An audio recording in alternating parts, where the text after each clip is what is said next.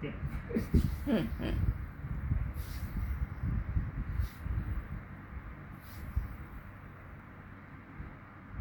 คอมอย่างเดียวเลยนี่เนี่ย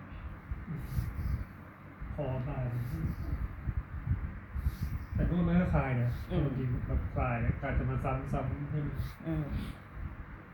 แต่จริงๆถ้าเราใช้แล้วเรายืดด้วยมันก็จะอยู่ได้นานขึ้นไปอีกนะใช่แต่ก็พยายามยืดนะแต่นี้คือแบบมีโอกาสก็มาไปเลย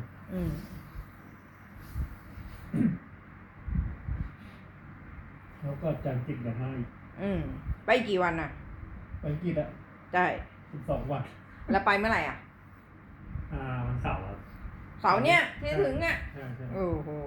นี่เพิ่งมาได้กี่วันเนี่ยก็เพิ่งมาได้วันไปไม่ได้พักได้ผ่อนเลยเนาะ